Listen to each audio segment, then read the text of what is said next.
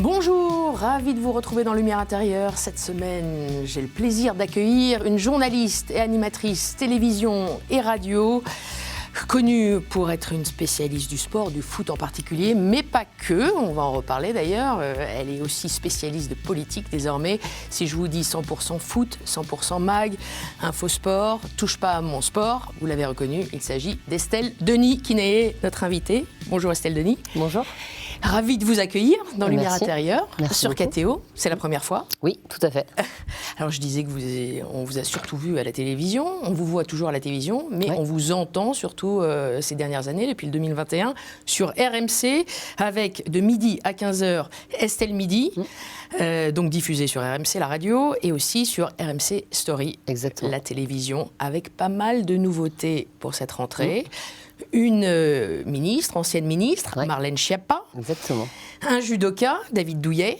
Et également un humoriste, Pierre-Antoine Damecourt. Voilà, c'est la 4e saison d'Estelle Midi, donc on avait envie de d'avoir. Moi, Pierre-Antoine, en fait, il a démarré avec moi sur l'équipe. Ça faisait 4 ans que je le voulais absolument. Donc là, enfin, il a cédé et il m'a dit oui. Donc j'étais super contente de l'accueillir.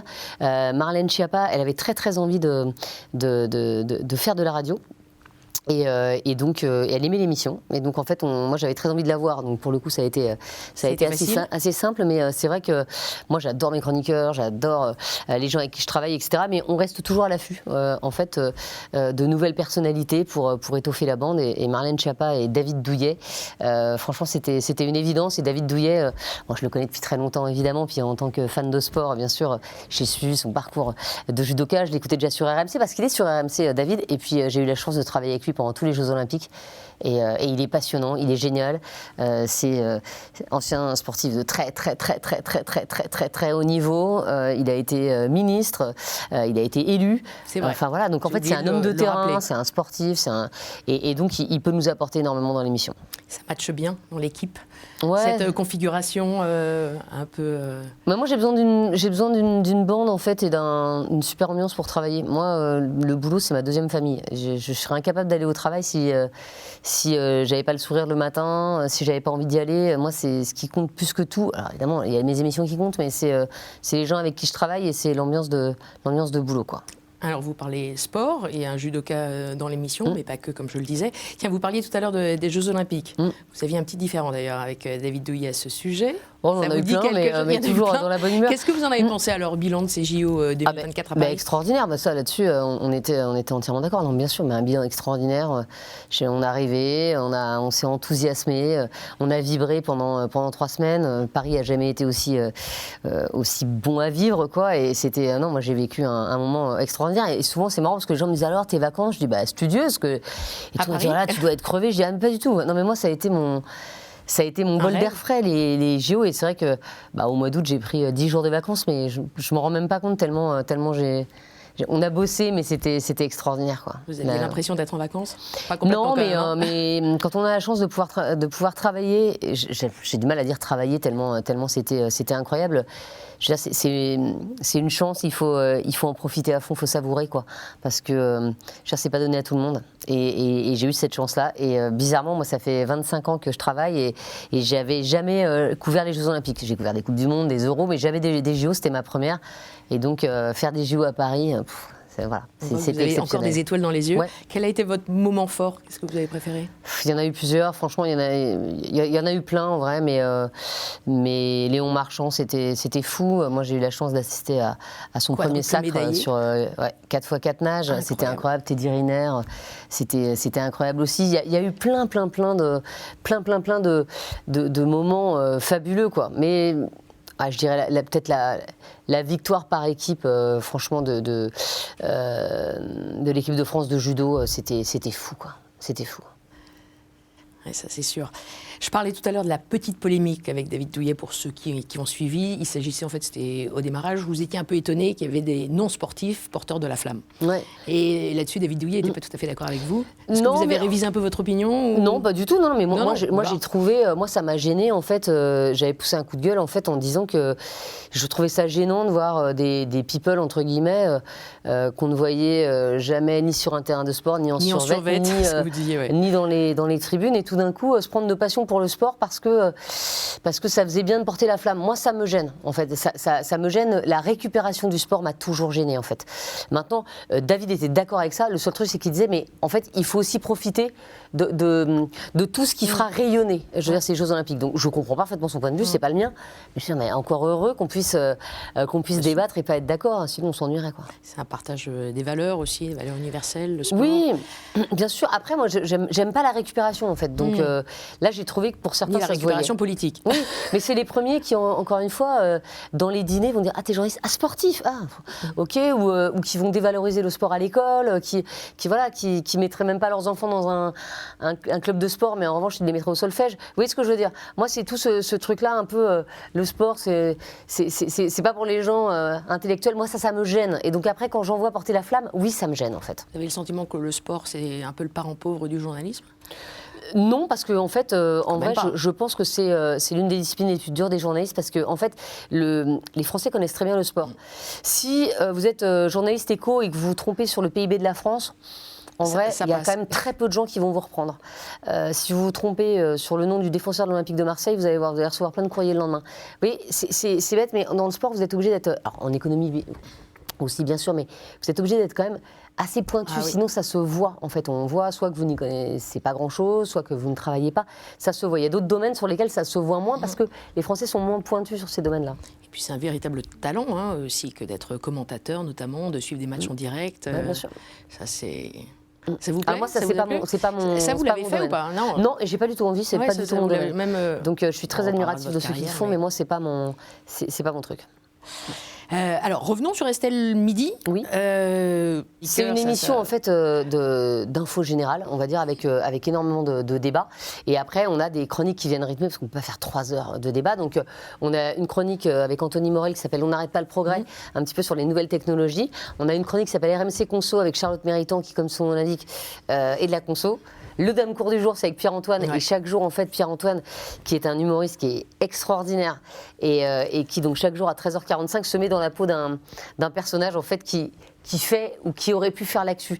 Donc, quand il y avait l'explosion des arrêts maladie, il s'est mis dans la peau du docteur Jabuzovic, bon, qui est un faux docteur, évidemment, mais enfin... Et voilà. Et à chaque fois, il se met dans la peau d'un personnage qui aurait pu faire l'actu. Et puis, on a Catherine Solano, qui est sexologue et qui, donc, tous les vendredis, vient à 14h30 nous parler sexo dans RMC Sexo. Mais c'est sexo, vie familiale, voilà, vie de couple, en fait. Elle répond à des questions que les auditeurs lui posent ou que tout le monde se pose. Comme peut-on faire chambre à part et rester amoureux? Exactement, voilà. J'ai entendu ça vendredi. Ouais, c'était la question d'un dernier vendredi. Effectivement. Quelles sont les vraies nouveautés alors par rapport à la saison dernière, outre ces 2 têtes d'affiche quand même que vous avez? Est-ce qu'il y a des choses aussi qui vont changer un petit peu il y a Pierre-Antoine Damecourt donc à 13h45, il y a Catherine Solano effectivement pour la rubrique sexo le vendredi, mais sinon non, il n'y a pas vraiment de changement. La bande elle reste quasiment la même. On débat toujours sur des sujets de société, donc ça en tout cas on va dire on n'a pas touché à l'ADN de l'émission, quoi. Qu'est-ce que vous préférez? Moi, c'est le débat. C'est le débat? Ah, c'est le débat. Mais moi, même chez moi, je peux débattre sur une recette de crêpes, j'ai aucun problème avec ça. Et en fait, je débat tout le temps. Donc, j'ai l'impression finalement d'être dans la continuité de ma journée. Mais moi, c'est ça qui me plaît, en fait. De confronter les avis, parfois de changer d'avis. D'ailleurs, dans la même émission, je peux changer d'avis.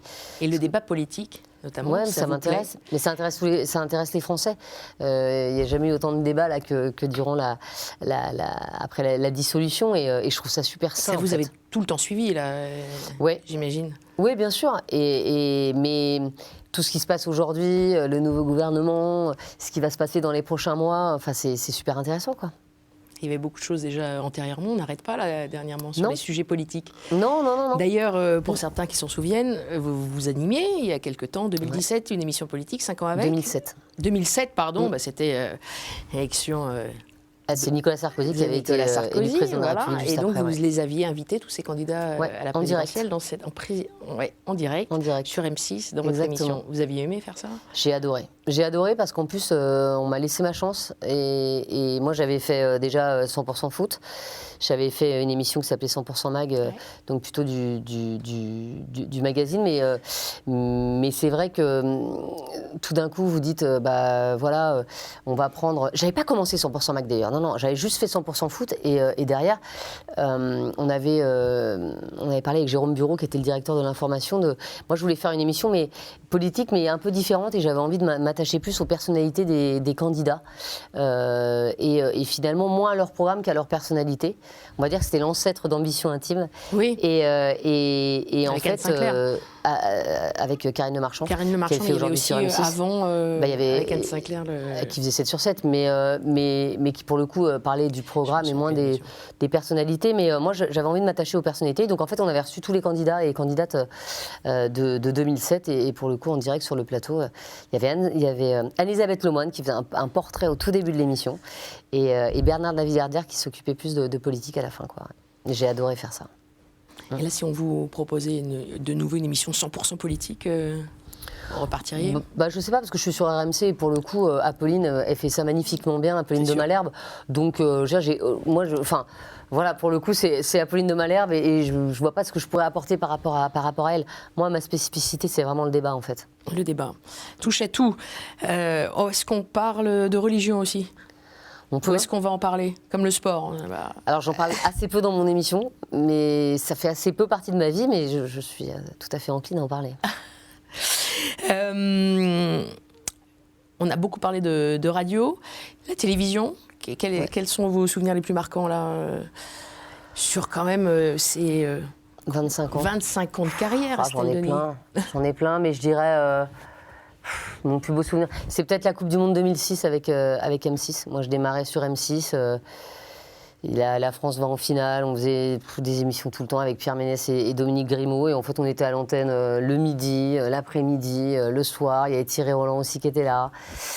Jean-Philippe Doux. Enfin, c'était un moment hors du temps parce qu'on avait le droit de tout faire. On va dire, on avait une liberté assez totale. Et je crois que j'ai jamais autant bossé de ma vie, mais c'était exceptionnel, quoi. On n'arrêtait pas, mais on se marrait. Puis la France allait loin, donc on était à fond. Enfin, c'était assez génial. Après, j'ai eu plein de bons moments. Enfin, j'ai eu la chance d'avoir fait plein de choses dans ma carrière et d'avoir eu des moments géniaux. À l'équipe aussi, je me suis éclatée à RMC, je m'éclate. J'adore faire de la radio. J'en avais fait un tout petit peu, mais j'avais adoré ça. Et là, je m'éclate, quoi. Faire de la radio, de la télé, être dans cette ambiance, pouvoir faire... À un moment, j'avais envie de faire autre chose que du sport et j'avais peur de m'enfermer. Et c'est vrai qu'RMC m'a donné cette chance de pouvoir faire autre chose, quoi, et de m'ouvrir à la radio, à l'actualité générale, et je suis super contente. Vous êtes ravie, ça se voit en tout cas. Ouais. C'est vrai que on vous a connu par le sport, par le foot notamment. C'est ce qui vous a mis le pied à l'étrier. Ouais. Comment ça s'est fait, le démarrage de votre carrière avec cet angle-là très spécifique? Vous aviez toujours été une accro de foot, de sport Ouais, moi en fait je voulais être journaliste sportif très tôt. Enfin, journaliste, j'ai dû vouloir être journaliste vers 7-8 ans et journaliste sportif très très tôt. J'ai fait beaucoup de sport. C'est une vocation. J'étais très garçon manqué, je faisais énormément de sport, j'étais toujours avec des garçons et tout. Donc en fait, être journaliste sportif, moi c'était une continuité finalement. Et c'est vrai que tout le monde me dit « Ah, mais à l'époque il n'y avait pas de femmes et tout ». Mais moi c'est vrai que comme j'évolue dans un milieu assez masculin, j'ai fait du foot quand j'étais petite. Vous faisiez du foot? Ouais, j'ai fait du foot dans un club de garçons. Et donc en fait, pour moi, ça m'a jamais paru incongru. Voilà.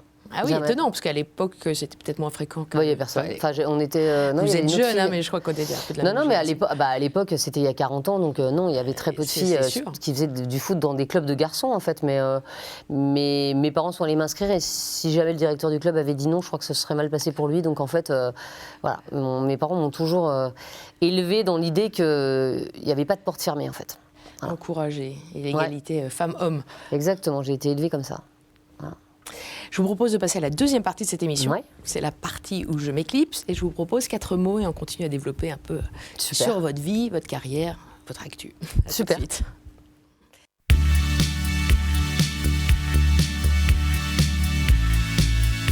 Estelle Denis. Oui. Là, on est plutôt en mode radio. C'est bizarre, hein? C'est bizarre? Ouais. Qu'est-ce qui est bizarre? D'avoir personne devant soi. C'est la première fois que ça m'arrive. Enfin, je veux dire, de répondre à une interview sans voir la personne. C'est très étrange. Il y a d'autres émissions concurrentes qui font la même chose. Mais elles m'ont pas invité. Pas encore, pas encore. Allez, je vous propose le premier mot. Bon. Assez facile, ou pas. Football. C'est pour continuer un petit peu sur cet amour du foot. En fait, c'est un amour du sport plus qu'un amour du foot. Moi, j'ai adoré le foot parce que, effectivement, c'est le sport que je regardais à la télé quand j'étais petite. J'ai des souvenirs d'avoir vu le quart de finale France-Brésil en 86 chez des voisins, d'avoir exulté avec plein de potes et tout devant le foot, d'avoir joué au foot quand j'étais petite. Mais j'ai toujours été attirée par le sport en général. C'est vraiment l'une des choses qui me procure le plus d'émotions au monde, quoi. Moi, je suis capable de pleurer, d'ailleurs je pleure. Dès que j'entends la Marseillaise, ça me fait pleurer, quoi. Sur un podium. Moi, j'aurais aimé être sportif professionnel mais j'avais pas ce talent-là. Et donc en fait, être journaliste sportif, ça me permettait de raconter au moins les exploits des autres, quoi. Mais j'aurais adoré être footballeuse professionnelle, d'être athlète, d'être tenniswoman, voilà, tous les sports me procurent une émotion de dingue, en fait. J'adore ça. J'aime la gagne aussi, donc. Tous de façon équivalente, ces sports. Le foot a quand même une petite préférence. Non, je crois pas. Non.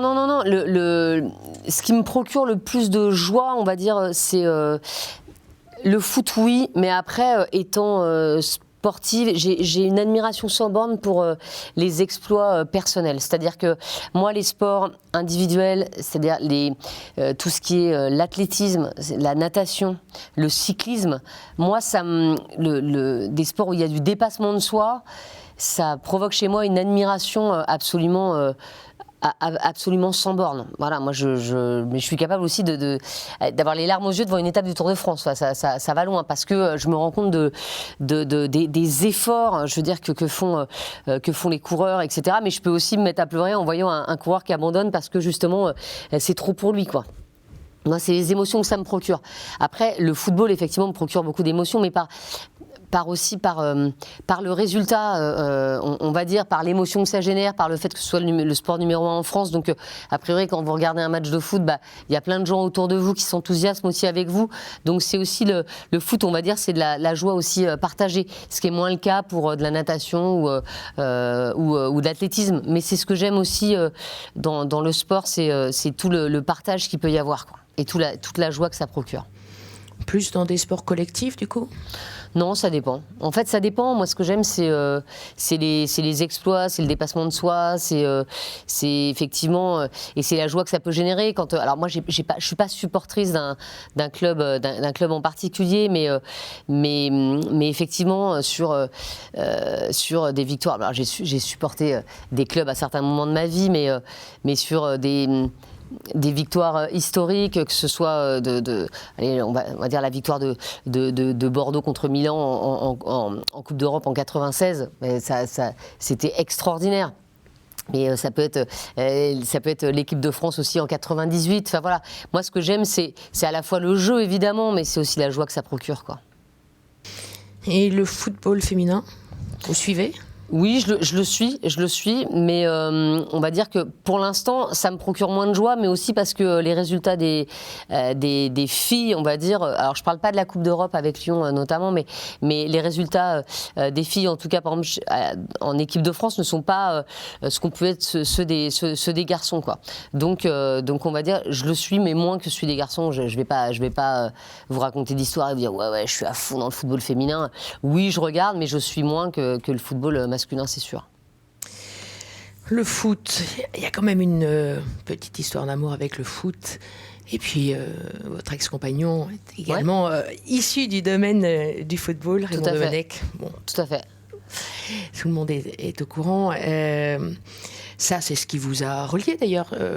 C'est grâce à un faux sport et au football que vous êtes rencontrés. C'est grâce à la télé surtout parce que c'était mon consultant en fait. Donc on s'est rencontrés grâce à un faux sport et à TPS à l'époque parce qu'en fait donc c'était mon consultant et on allait de stade en stade le week-end en fait quand on retransmettait des matchs et on s'est connus comme ça. Mais c'est sûr que ça nous a rapprochés évidemment. Et quand je disais tout à l'heure que mon plus beau souvenir professionnel c'est la Coupe du Monde 2006 en Allemagne. Lui, il était sélectionneur de l'équipe de France. La France est arrivée en finale et donc à la fois avoir cette implication personnelle parce que évidemment que j'avais... Quand votre compagnon, le père de vos enfants, est sélectionneur, donc vous vibrez à ses côtés, vous vibrez pour lui. Mais c'était aussi une Coupe du Monde extraordinaire parce que la France est allée loin et qu'on a vécu des moments de foot incroyables. Donc tout était entremêlé et c'est ça qui a fait que pour moi, c'est des moments qui restent absolument inoubliables. Vous avez 2 enfants avec lui, un garçon et une fille. Ouais. Est-ce que vous avez transmis tous les deux cet amour, cette... Ah mais nous on n'est pas du tout. Alors du sport. On n'est pas du tout. Amour ou du de la sport, pratique. Oui. Amour du sport, oui, évidemment. Et la pratique? La pratique, oui. Alors sur des sports différents, ma fille faisait de la natation et puis et mon fils a fait un peu de foot, un peu de tennis de table, un peu de tennis. Alors lui, il est plutôt, il touche un petit peu à tout quoi. En revanche, lui, il a une vraie passion pour le football à la télé, ça c'est sûr. Voilà, supporter. Supporter de PSG. Bon. Comme pas mal de gamins de son âge, quoi. Ouais. Paris Saint-Germain. Ouais. Allez, on enchaîne avec le deuxième mot. Après le sport, on va parler du jeu. J-E-U. Ça peut être aussi lacanien avec sans U. Mais enfin, à vous de voir. Le jeu. Bon, je pense au poker, par exemple. Moi, de toute façon, le jeu, c'est ma passion. Il n'y a pas de journée où je ne joue pas, mais je joue tout le temps. C'est-à-dire que pour moi, tout est un jeu, en fait. Mais même mes émissions, c'est un jeu. C'est-à-dire que je joue tout le temps. La vie est un jeu ? Ouais, je crois. Alors pas toujours drôle, mais ouais, la vie est un jeu. En tout cas, moi, je la prends comme un jeu, quoi. Moi, encore une fois, il n'y a pas une journée dans ma vie où j'ai pas joué. C'est un jeu de cartes. On a des cartes en main, ça dépend. On a chacun une distribution de cartes particulière. Tout dépend de comment on joue les cartes ensuite. Ouais, mais c'est pas que ça. Pour moi, le jeu, c'est pas ça. Le jeu, c'est dans le jeu, il y a tout. Dans une partie de cartes, il y a tout. Vous pouvez voir à qui vous avez affaire juste en jouant aux cartes avec quelqu'un, mais même en jouant au jeu de loi. Vous voyez celui qui est passif et qu'on n'a rien à faire de perdre. Donc ça, déjà, pour moi, c'est compliqué. Vous voyez le compétiteur, vous voyez celui qui va tricher, vous voyez celui qui ne lâche rien. En fait, toutes les personnalités des gens, elles se reflètent quand on joue, en fait. Et on voit très vite qui est la personne d'en face quand on joue avec elle. Et après, moi, j'aime le jeu pour sa dimension, la dimension ludique. Voilà, le jeu, ça ressemble à la joie. Vous voyez ce que je veux dire ? Et le jeu, pour moi, c'est à la fois la compétition, mais c'est à la fois le sourire. Je veux dire, chambrer quelqu'un, pour moi, c'est un jeu. Tout ça, c'est du jeu. Parier sur quelque chose, c'est du jeu. Débattre, c'est aussi un jeu quelque part. C'est le jeu d'essayer de prendre le dessus sur l'autre. Le sport, c'est un jeu. Enfin voilà, pour moi, tout est un jeu et c'est hyper important. Et moi, je sais que j'ai beaucoup joué avec mes enfants et mon ex-compagnon. Dès qu'ils ont été tout petits, j'ai joué avec eux. Moi, j'ai eu la télé très tard, en fait. Mes parents étaient contre la télé. Et en fait, moi, j'ai passé mon enfance à jouer avec mes parents. On jouait tout le temps, aux cartes, aux mahjong, à tout. Et je pense que ça a forgé chez moi quelque chose de différent, quoi. Le jeu, c'est la petite étincelle aussi. C'est plein de choses. Et pour moi, je pourrais pas passer une journée sans jouer. C'est impossible. Impossible pour moi. Impossible. Vous parlez du challenge, que ce soit dans le débat, dans les jeux. Donc, ce qui veut dire aussi qu'il faut un vainqueur et un vaincu. Ah bah oui. Égalité, ça n'existe pas. Enfin, ça existe, mais... Bah oui, l'idée du jeu, c'est quand même... Moi, j'aime beaucoup Pierre de Coubertin, l'important, c'est de participer, mais pour moi, l'important, c'est quand même d'abord de gagner, quoi. Voilà, donc j'aime bien participer, mais j'aime bien gagner aussi. Encore qu'avec l'âge, je me calme un peu. Mais il y a quelques années, mais je perdais au tennis, il y avait quand même de grandes chances que je doive racheter une raquette après, quoi. Vous cassiez la raquette ? Ouais. Ah oui, ça m'est arrivé quelques fois, ouais. Comme John McEnroe. Ouais, alors je n'ai pas son talent, malheureusement, mais ouais, non... J'ai un langage assez peu châtié également quand je joue. Ouais, non, je peux m'énerver très très vite, ouais. Vous faisiez de la compétition ? En tennis, ouais. Ouais. Classé ? Ouais. Mais oui, ça peut me rendre dingue. Quand je joue mal, ça me rend dingue. Bon, quand l'autre joue bien, j'arrive à peu près à l'accepter, mais encore. En revanche, si quelqu'un triche, là, je ne réponds plus de moi. Ça, c'est un truc, c'est ma limite. Mais voilà, je ne suis pas très très bonne joueuse, quoi. Donc vous n'êtes pas une très bonne perdante? Non, je suis très mauvaise perdante. Mais encore une fois, je me calme un peu avec l'âge. Mais non, mais ça a pu m'arriver de partir de chez moi tellement j'étais énervée parce que j'avais perdu un jeu et puis d'aller me calmer dans la rue. Ouais, facile 1 heure avant de revenir, ouais. Ouais, donc et avec l'âge, on s'assagit justement? Ouais, on s'assagit et on se rend compte que perdre une partie de Uno avec ses copains, ça ne nécessite pas d'être tellement en colère, quoi. Donc en fait. Vous déchiriez les cartes aussi? Non, mais en plus, non. Il y a pas mal de cartes qui sont plastifiées, c'est plus compliqué. Mais on voit la spécialiste. Non, mais ça m'est arrivé. Et en revanche, je parie sur tout. Ça, moi, je fais des paris. Alors expliquez-nous, vous pariez sur quoi? Mais surtout sur, qui va être ministre des Sports, je peux parier 5 € avec un copain, quoi. Mais je peux parier sur tout. Je fais de la voile virtuelle, par exemple, depuis des années, et je fais des paris là-dessus, mettons, Pierre-Antoine Damecourt, par exemple, qui est humoriste dans l'émission, on se connaît depuis des années, et on a une passion pour la voile virtuelle, donc, mais on parie sur des courses, lequel va arriver le premier. Voilà. Et donc, du coup, on peut jouer toute la nuit, hein, c'est comme ça. Mais je joue aussi, alors là je parie pas, mais moi ça m'arrive de jouer au Scrabble même pendant la nuit, quoi. Enfin je veux dire, je ne m'arrête jamais. Ouais, j'ai mes partenaires de Scrabble, voilà. Et le nouveau ministre des Sports alors? Je le connais pas. Il s'appelle comment? Il s'appelle Gilles Lavrousse, mais en vrai je le connais pas. C'est le maire de Châteauroux, mais j'avoue que je connais pas bien ce qu'il a fait avant d'arriver, avant d'être ministre, quoi. C'est vrai que vous êtes bonne en questions-réponses, en actu et en jeu, puisque je rappelle, pour ceux qui ne le sauraient pas, vous avez gagné 2 fois le grand concours des animateurs. Ah oui, oh là là. Ça devait être une joie, ça. Mais oui, complètement. Alors je peux vous dire que quand je suis arrivée avec le trophée, que mes enfants ont vu le trophée le matin au petit déjeuner, j'ai vu une lueur d'admiration dans leurs yeux. J'étais contente. Voilà. Là, franchement, Là, j'ai senti qu'ils se disaient quand même, la maman, c'est la classe. Sinon, ils se disaient, ils s'en foutent. Mais là, gagner le grand concours, ça, pour le coup, c'était bien. Et aussi tous vos concours de poker, parce que on en a peu parlé, alors que c'est aussi l'une de vos passions, quand même. Vous avez animé des émissions dans ce sens-là. Ça a commencé par le tournoi des As. Il y a eu sur W9 carrément poker, filles versus garçons. Qu'est-ce qu'il y a eu d'autre? Poker, c'est tout, mais après, j'ai beaucoup joué. Plus, vous jouez et vous gagnez. Et vous gagnez, vous étiez 203e, c'est ça, du main event il y a quelques années aux États-Unis. C'est l'un des plus prestigieux tournois de poker au monde. Ouais. J'ai même fait 188 aussi à ce tournoi 2 ans après. 2 ans après, bravo. Mais ça c'est des grands moments de ma vie, ça. Pour le coup, c'est le main event à Vegas, on va dire, c'est le championnat du monde de poker, et c'est des tournois qui se jouent sur des jours et sur plusieurs jours. Vous avez dans la même salle au départ. Vous avez 2000 joueurs, c'est énorme, c'est énorme. La salle est grande comme un terrain de foot, vous avez un bruit incroyable avec ce bruit des jetons, c'était fou, quoi. Et vous jouez 12 heures d'affilée, moi c'est des moments... Et vous dormez un peu entre les deux? Ouais, mais après, vous allez jouer aussi après en cash games, ce qui est une autre version. Oh là là. En fait, vous arrêtez jamais, mais moi, quand je suis à Vegas, je peux jouer 20 heures sur 24, quoi. Vous y allez souvent? Et là, ça fait longtemps que j'y suis pas allée, mais ça me manque, donc j'ai vraiment envie d'y retourner. Et j'adore le poker. Le poker, c'est vraiment, c'est comme un sport. Vous avez des montées d'adrénaline qui sont absolument incroyables. Vous devez vous gérer vous-même. Vous devez gérer vos cartes. Vous devez gérer vos adversaires. Vous devez gérer vos jetons. C'est un jeu à la fois de patience, c'est un jeu d'intelligence. C'est incroyable. Mais en termes de gestion physique et mentale, c'est incroyable. Moi, ça me procure aussi des émotions folles, parce que quand vous réussissez un coup ou un gros bluff, il y a une satisfaction qui est dingue. Alors après, il y a énormément en plus d'argent à la clé, donc ce qui ne gâche rien, bien sûr. Donc vous prenez à rêver. Et quand vous montez, vous voyez des paliers et tout. Avec, sur le main event, par exemple, à Vegas, il y a 10 millions à la gagne. Donc plus vous montez en classement et plus vous prenez à rêver. C'est vraiment...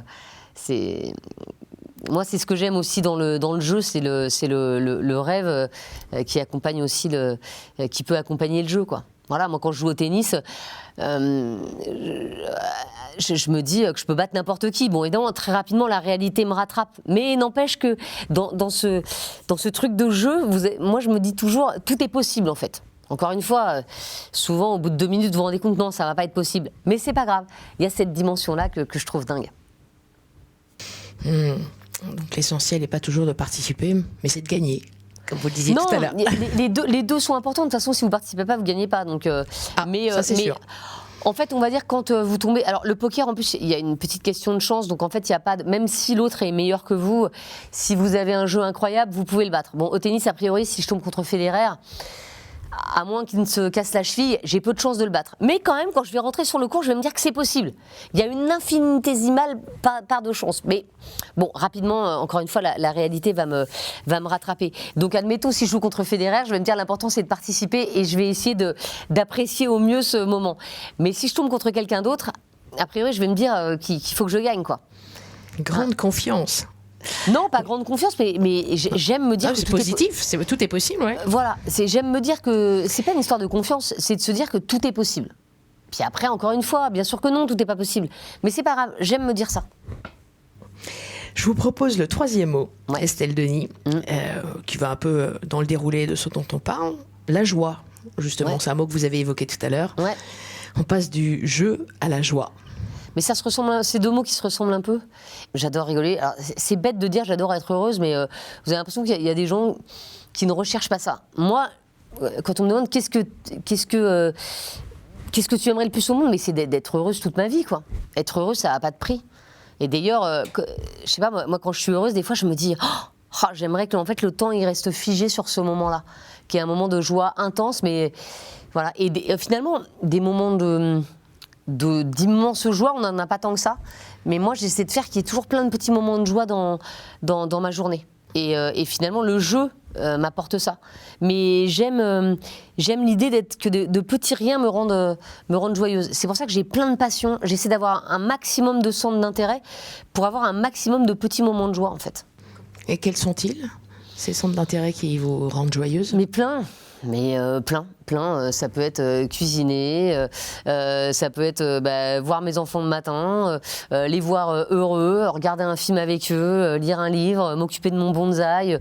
Il y a plein de choses qui me mettent en joie, un petit coup de fil à quelqu'un que j'aime, voilà, regarder du sport, faire du sport. Il y a plein de moments de joie, quoi.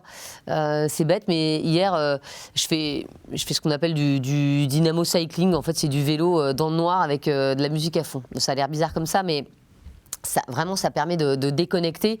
Et c'est très, très, très cardio.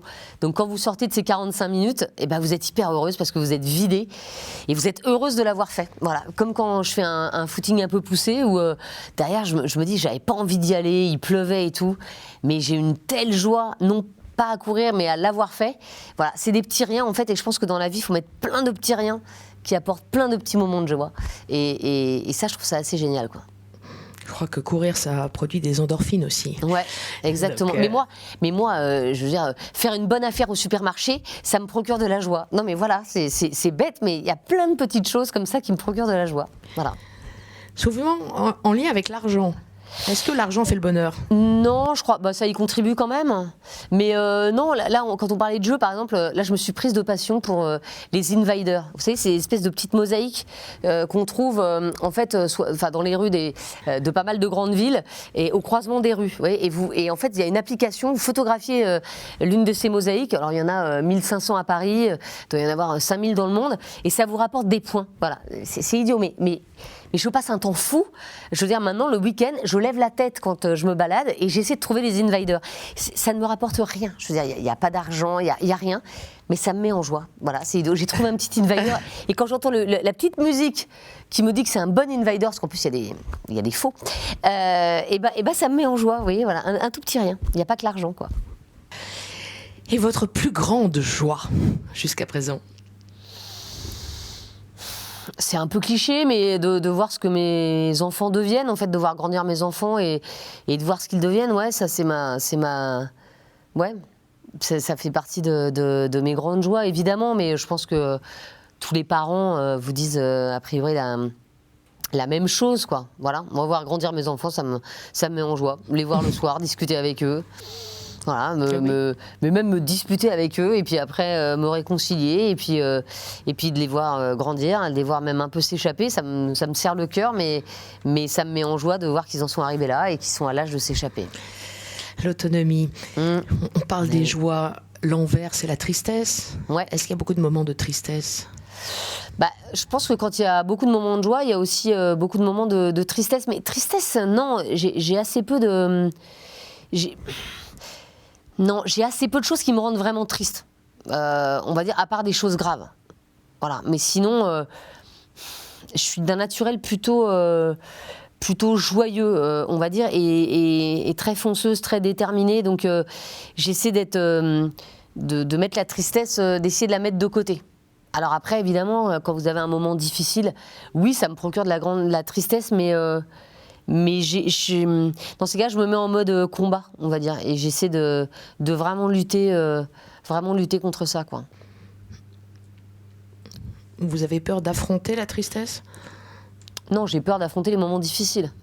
La tristesse ne me fait pas peur, en vrai, mais c'est ce qui engendre la tristesse qui me fait peur. Comme tout le monde. La maladie, la mort, voilà. Concernant la joie, est-ce qu'on peut être seul et joyeux ? Ouais, je crois, ouais. Ouais.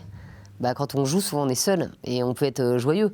Mais moi, parfois, passer un dimanche après-midi, même à glander sur mon canapé, à lire un roman, à regarder une série télé qui n'est pas très intelligente, à manger un truc qui est pas fondamentalement de la bonne nourriture, ça peut me mettre en joie. Mais même aller me coucher à 21h, parce que j'ai envie d'aller me coucher à 21h, faire ce que je veux me met en joie, vous voyez, c'est comme ça. Parce que je trouve que c'est un luxe de faire ce qu'on veut, en fait.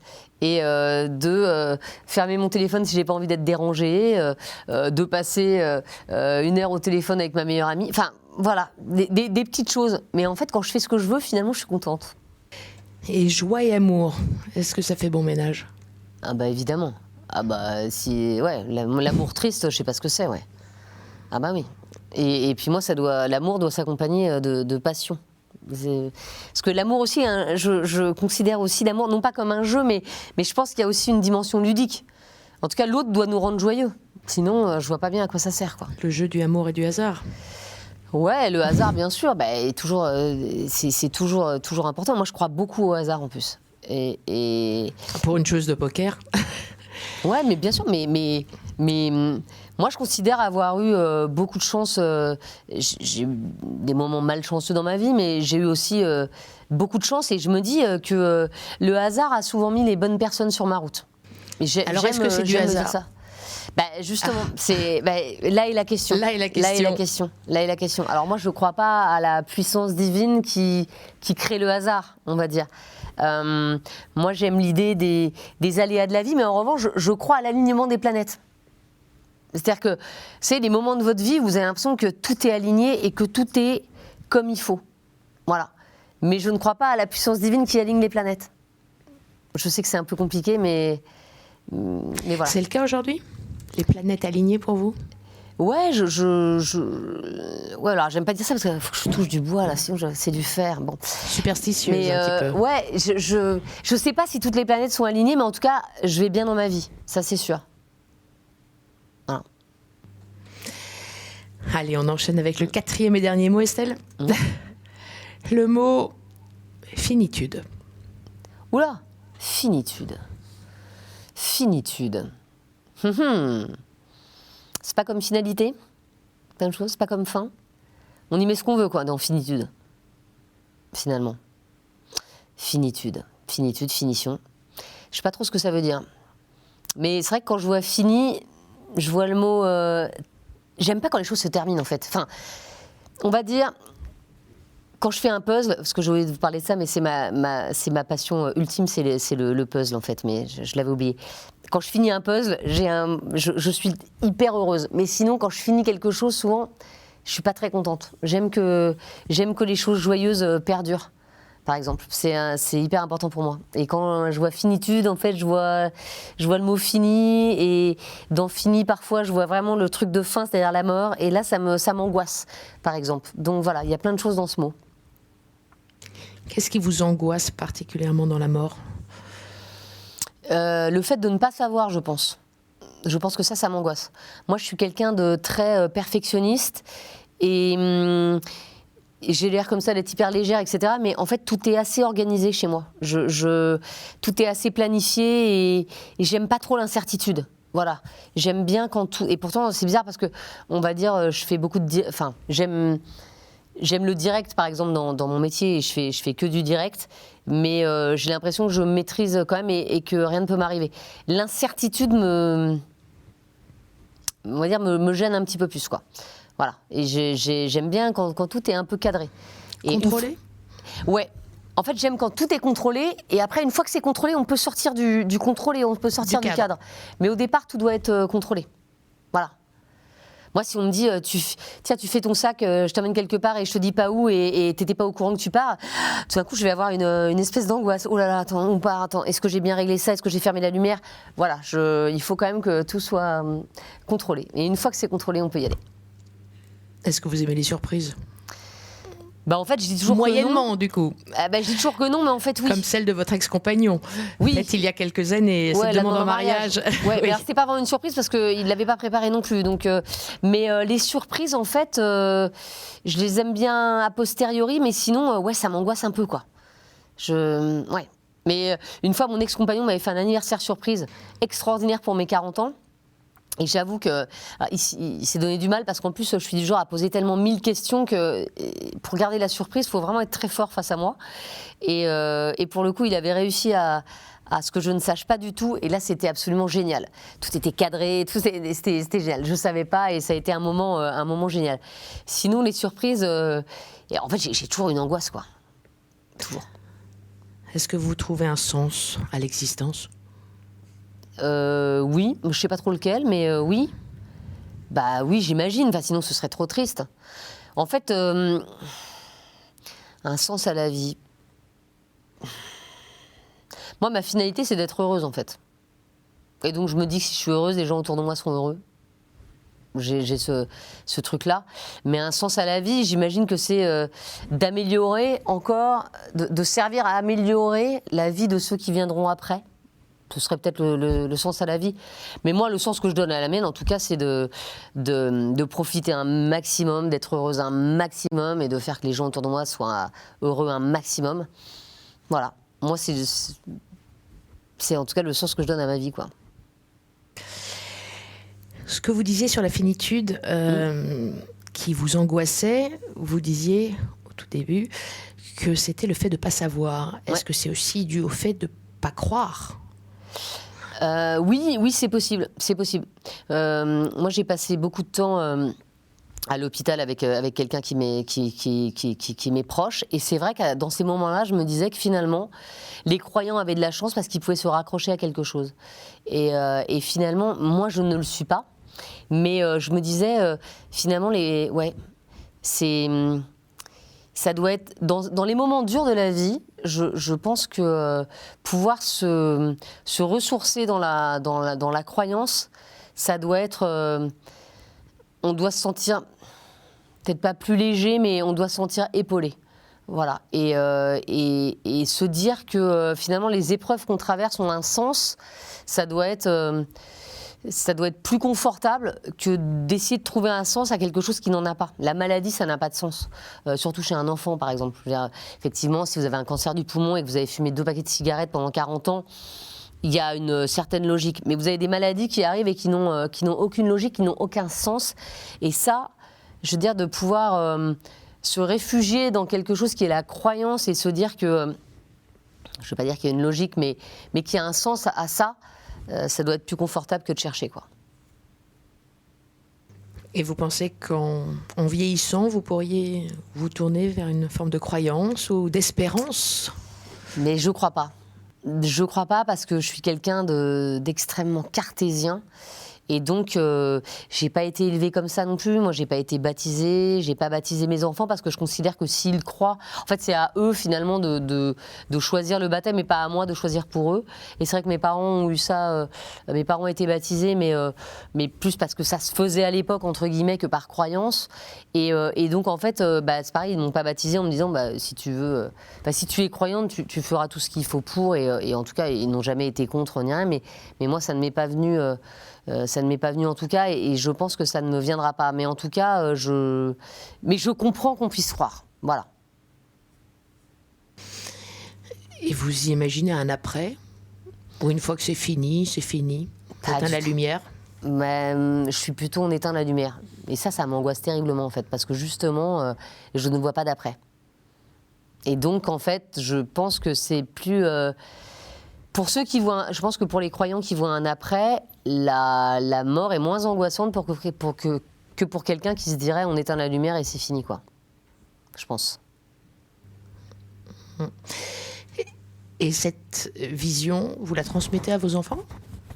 Ah ben non, parce que je leur laisse se forger leur propre Bien sûr, leur mais propre vision. est-ce qu'ils ont eux-mêmes la même vision, ou par réaction peut-être une démarche plus spirituelle ou pas? Non, ils n'ont pas de démarche spirituelle, et pourtant ils ont été en école catholique, on va dire. Donc, mais ils ont été un peu au caté, un peu voilà, mais non, ils n'ont pas trouvé la foi, en tout cas.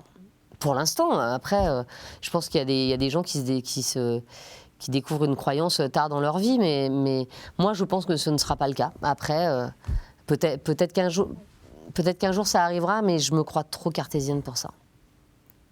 Je pose trop de questions, je pense. Et je me pose trop de questions, donc non, je crois que ce serait trop épuisant pour moi, quoi. Pascal était assez cartésien aussi. Oui, c'est vrai. Ça peut être le pari pascalien. Ben, non, je crois pas. Je crois pas, mais après, encore une fois, moi, je suis pas dogmatique. Je dis pas non parce qu'en fait, j'en sais rien. Vous voyez ce que je veux dire? Si ça se trouve, je vais avoir une illumination dans une semaine, un mois, un an. En fait, je n'en sais rien. Mais aujourd'hui, je ne crois pas, même si, encore une fois, je respecte vraiment la croyance, et je pense qu'elle peut apporter beaucoup de joie. Ça, je le conçois, sans aucun problème. Mais je n'arrive pas à croire. Bien entendu. Merci, Estelle Denis. Je reviens en face de vous pour la conclusion. À tout de suite. Super. Ouais.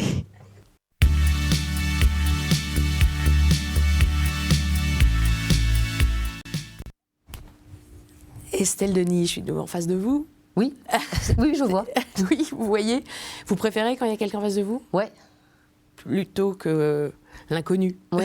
Je sais regarder déjà, et ouais, non, je trouve ça plus simple. Enfin, disons, je me retrouve dans mon petit confort et mon petit train-train, quoi. Voilà. La confession, le divan, vous n'avez pas connu? C'est-à-dire le psy? Ah bah si, ça m'est arrivé, ouais. Oui, bien sûr. Ah bah oui, oui. Non, mais parfois on voit pas. Comme à la confession. Ah oui, non, mais si, ça m'est arrivé. Ouais. Je vous avais proposé 4 mots. Ouais. Est-ce qu'il y en a un qui est ressorti pour vous? Alors, il y avait le football, il y avait le jeu, ouais, la joie et la finitude. Ouais, le jeu, la joie, ouais. C'est 2 mots qui comptent vraiment pour moi, ouais. Qui sont importants. Les plus importants? Quel est le mot le plus important pour vous? Bonheur. Bonheur, joie? Bonheur, c'est plus que la joie. Mais le bonheur, c'est plus difficilement accessible que la joie. Vous pouvez avoir des petits moments de joie. C'est plus difficile d'avoir des petits moments de bonheur. Le bonheur, c'est au-dessus de tout. Je pense en tout cas. Et comment est-ce qu'on le crée, ce bonheur? Avec justement des petits moments de joie, en profitant de la vie? Je ne sais pas si on peut créer le bonheur. En fait, il arrive, et sans qu'on s'y attende, ça peut être un... Je sais pas, vous ouvrez les volets, il fait beau, et tout d'un coup, vous avez une espèce d'élan, vous ne savez pas pourquoi, et vous vous sentez bien, quoi. Il y a des moments où, dans la vie, on se sent léger. Dans l'époque actuelle, c'est pas tous les jours, hein. Mais il y a des tout petits moments, mais qui sont fugaces. C'est pour ça qu'on les identifie. Vous avez l'impression d'être un peu en lévitation, et vous vous sentez le cœur léger. Vous avez l'impression d'être de peser beaucoup moins lourd, quoi. Voilà. Et ça, c'est des petits moments de bonheur qu'il faut chérir, mais qui n'arrivent pas, qui n'arrivent pas tout le temps. Et en fait, ils arrivent à des moments où parfois on ne s'y attend pas, quoi. Des petits moments de bonheur ou des petits moments de joie? C'est assez similaire? Moi, je trouve que la joie, c'est moins fort. C'est moins fort. Ouais. Un éclat de rire, c'est de la joie. Mais c'est pas forcément du bonheur. Le bonheur, c'est tout d'un coup un moment où, effectivement, voilà, toutes les planètes s'alignent et tout est bien. Et vous aimeriez que ce moment, il dure la vie entière, quoi. Il y a des gens plus prédisposés que d'autres au bonheur. Je pense, ouais. Oui, bien sûr. Ah bah Le oui. bonheur est en soi.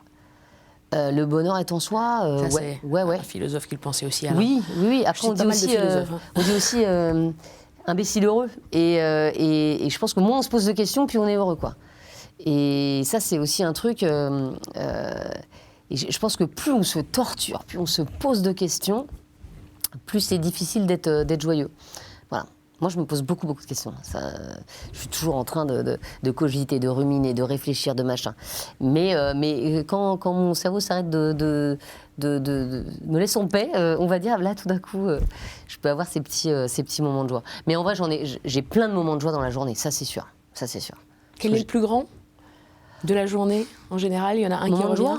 J'en sais rien, ça peut arriver. Le sourire de vos enfants, peut-être le matin. Ouais, vous en avez parlé. Mais non, mais c'est ça, mais ça peut être ou d'allumer la radio. Ouais, ça peut être un coup de fil. Vous adorez ça peut être écouter la radio, et puis on adore vous écouter.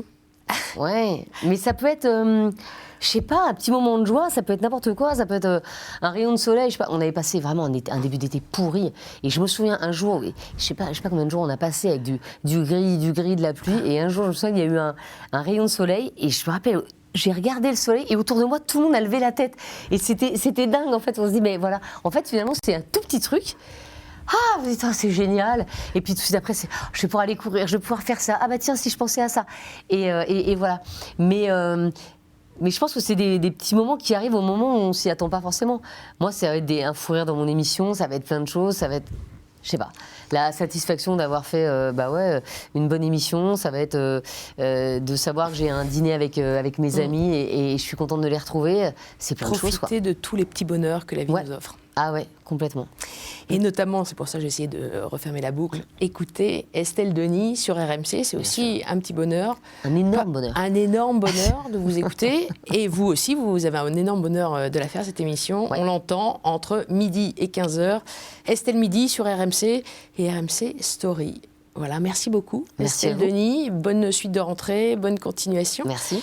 Merci à vous de nous avoir suivis. Vous connaissez l'adresse pour le replay, ktotv.com. À la semaine prochaine.